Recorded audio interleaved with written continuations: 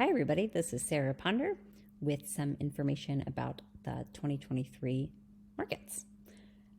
The theme is that once again, we humans cannot predict the future. So let's get right into it.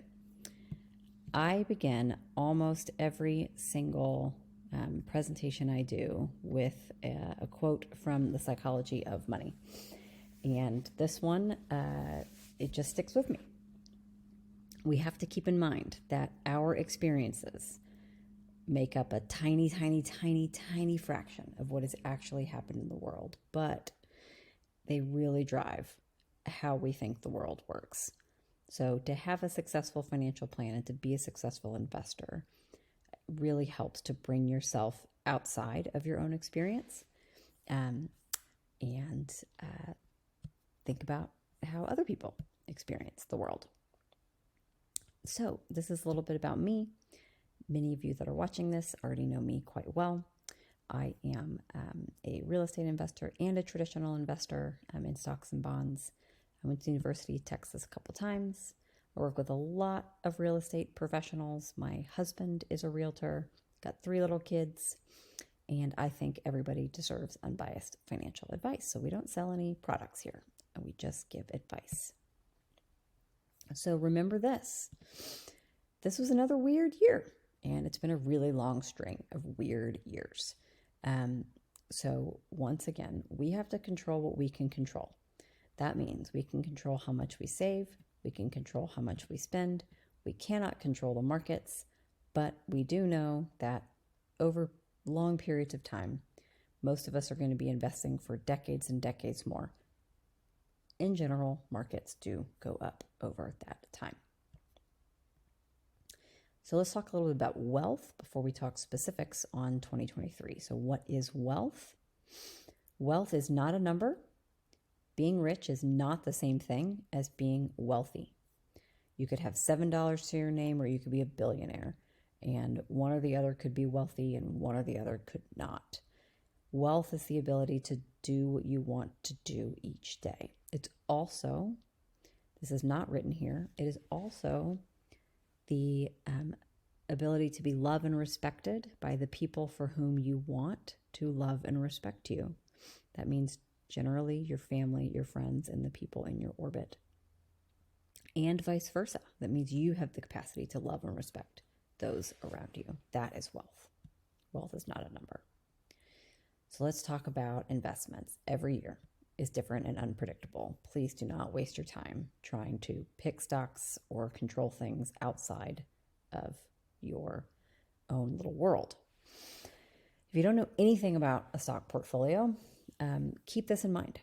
On average, over the last 100 years or so, that data has been collected on stocks. They have had an average return of somewhere between 8 and 12%, depending on the actual stock market you're talking about and some other factors. So keep that in mind, 8 to 12%. However, almost every single year will not be in that range. Most years will be a lot higher or a lot lower than that, and it will just average out to that little range. So if you have gotten wealthy or rich, depending on your definition, if you've gotten wealthy or rich, staying wealthy is very different, because in order generally to stay wealthy, you do have to be a little bit paranoid, and you also have to be willing to diversify typically. So that is what we do here at Real Wealth Planning. This is going to be one of the only charts that I show you today. Don't try to memorize anything on it. Just note that there are lots of headlines throughout the course of 2023. We start here over on the left, and as it turned out, there was a lot of folks who thought that 2023 was going to be a really bad year. Right after 2022 was another bad year. And then markets ended up at all-time highs at the end of the year.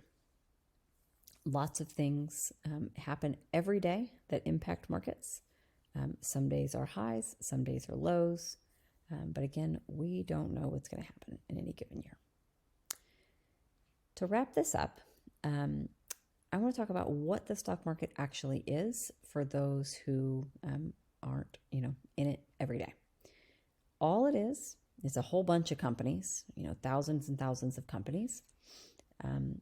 If you are in a diversified portfolio like the ones that we have for our clients, they're inexpensive portfolios, and they do literally have thousands of companies all around the world in them. So we're not picking, one company over another. So what the market is as a whole, it's just where people go to invest in each other. Every company creates and sells goods and services. Those companies over time and in aggregate generate wealth that maintains and increases the standards of living for humans here on Earth. And so if you are a human, and if you believe that human beings will continue trading goods and services with each other, that will maintain and increase our standards of living, which we have over the course of all of human history. We have traded goods and services with one another. Then you should invest in the stock market. You should do so in a thoughtful and low cost and broadly diversified way. But that's all it is. It's very noisy day to day, so don't look at your portfolio every day. But all it is just it's just a way for humans to invest in each other.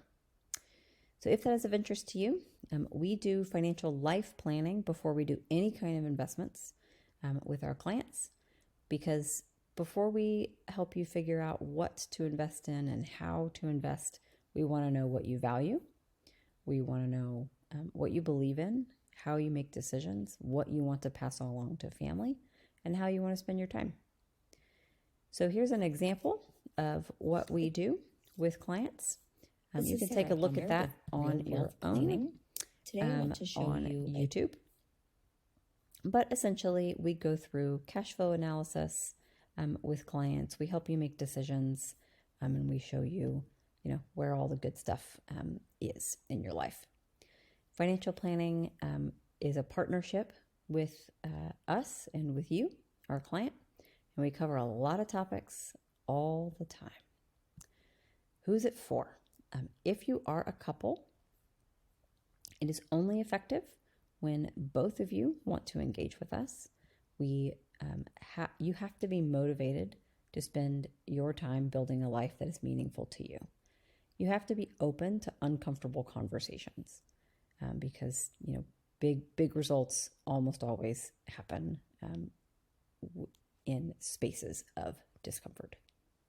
You have to be open to learning, outside perspective. You don't want to kick the can down anymore.